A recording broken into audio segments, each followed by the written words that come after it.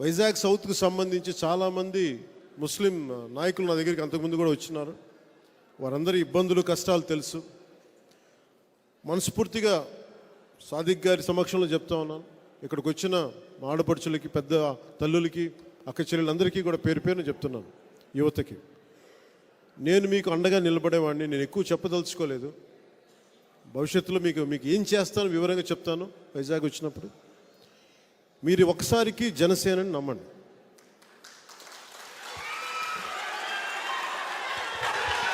ముఖ్యంగా మతానికి సంబంధించిన అవగాహన నేను ఎలా చూస్తానంటే, నేను ముస్లిమ్స్ని ఒక మైనారిటీ ఓట్ బ్యాంక్ అని నేను చూడను. ఓట్ల కోసం ముస్లిమ్స్ని వాడుకుందాం, మీకు నచ్చే 4 మాటలు మాట్లాడదాం, ఓట్లు తీసేసుకుందాం అనే కంటే కూడా నేను ఆలోచించేది మీ ప్రాంతాల్లో అభివృద్ధి ఎలా ఉండాలి, మంచి చదువులు చదివేలాగా మీకు విద్యావకాశాలు,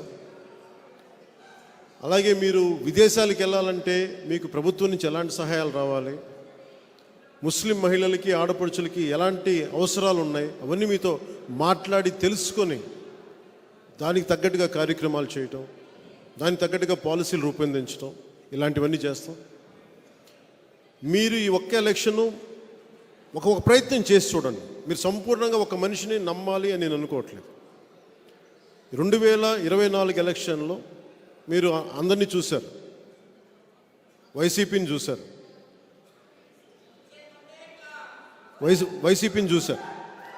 కానీ మీరు నన్ను జనసేనని నమ్మండి. నేను ఈ రోజు వరకు కూడా ఒక మాట ఇస్తే నేను వెనక్కి వెళ్ళాను. నేను అన్ని ఆలోచించే మాట ఇస్తాను మీకు. ఎందుకంటే నేను ముస్లిం రక్షణ, అభివృద్ధి చాలా కీలకమైనది. సో అందుకని మీరు మనస్ఫూర్తిగా మమ్మల్ని నమ్మి ఈరోజు జనసేన పార్టీ ఆఫీస్కి వచ్చి మీరు మనస్సాధారణంగా మీరు ఇంత బలంగా వచ్చి నిలబడినందుకు పేరు పేరున ప్రతి ఒక్కరికి నా ధన్యవాదాలు తెలుపు. పేరు పేరున ప్రతి ఒక్కరికి. అలాగే బీజేపీ అనేది మీకు ఇబ్బందికరమైన పరిస్థితుల్లో ఒకవేళ ఉంటే ఒక్కొక్క చోట ఒక ఈక్వేషన్ ఉంటుంది. ఆంధ్రప్రదేశ్లో మన ఎవరికి కూడా మతపరమైన మనకి గొడవలు లేవు. మనందరం చాలా సామరస్యపూర్వకంగా ఉంటాం మనందరం.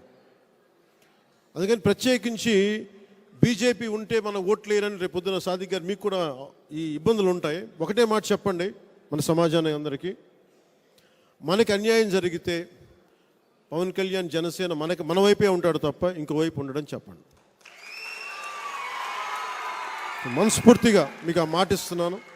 దయచేసి పెద్ద మనసుతోటి మీరు అర్థం చేసుకొని, నేను రాష్ట్ర ప్రయోజనాలని, మన ప్రయోజనాలని దృష్టిలో పెట్టుకుంటాను తప్ప వేరే పెట్టుకోను. కేంద్రంలో మన సమాజానికి కూడా ముఖ్యంగా మీరు వివరించాల్సింది, కేంద్రంలో ఎవరు వచ్చినా నేషనల్ పార్టీసే వస్తాయి, మేజర్ సత్తా ఉన్న పార్టీలు.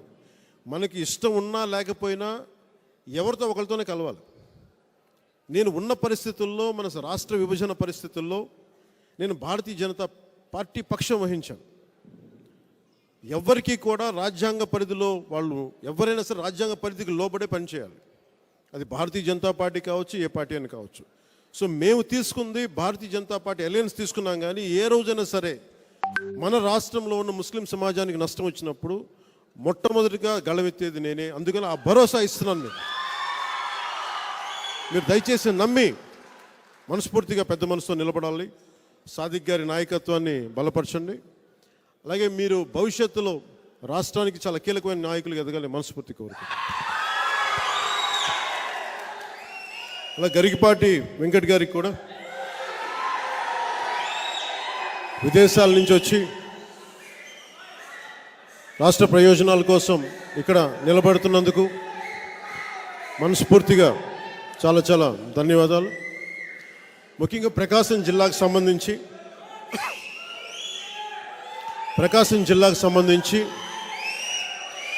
మీకు అత్యధికంగా ఉద్దానం తర్వాత అక్కడ బాగా ఫ్లోరిన్ వాటర్ ఉన్న సమస్య అక్కడ ఎక్కువ ఉంది. ఎక్కువ వలసలు అక్కడి నుంచే ఉన్నాయి.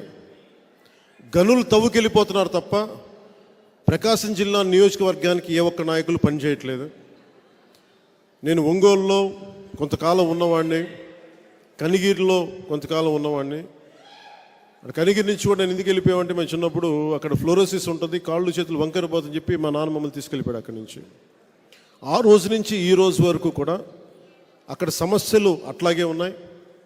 అభివృద్ధి అవకాశాలు నాయకులకు ఉన్నాయి కానీ ప్రజలకు లేదు. వలస లాగాలి ప్రకాశం జిల్లాకు సంబంధించి. ఈ రోజున మనం తెలుగుదేశం పార్టీతో అలయన్స్లో ఒక్క సీటు కూడా వైసీపీకి పోకుండా మన అలయన్స్ కొట్టేయాలి ప్రకాశం జిల్లా. మొన్నే మాట్లాడాం, ఉభయ గోదావరి జిల్లా వైసీపీ విముక్త ప్రాంతాల్లాగా సాదిక్ గారి నాయకత్వంలో, సాదిక్ గారి బలంతో, మన నాయకులందరూ బలంతో ఉత్తరాంధ్ర కూడా వైసీపీ విముక్త ప్రాంతం కావాలని మనస్ఫూర్తిగా కోరుకుంటున్నాం. ప్రకాశం జిల్లా కూడా మీరు ఒకసారి ఆలోచించండి. ప్రకాశం జిల్లాలో కూడా వలసలు ఎందుకు ఉన్నాయి, ఉపాధి అవకాశాలు ఎందుకు లేవు? 150 కోట్లు ఖర్చు పెట్టుకోగలిగే సత్తా ఉన్న శాసనసభ్యులు ఉన్నారు, కానీ ఒక 10,000, 20,000 కోసం వలసలు వెళ్ళిపోయే యువత ఉన్నారు. నాయకులు బాగుపడుతున్నారు, గనులు అమ్ముకొని బాగుపడుతున్నారు, కాంట్రాక్టులు చేసుకొని బాగుపడుతున్నారు. యువత నలిగిపోతూ ఉన్నారు, మహిళలకు ఎదుగుదల లేకుండా ఉంది, అటవీ సంపద ధ్వంసం అయిపోతూ ఉంది, రైతాంగం నష్టపోతూ ఉంది.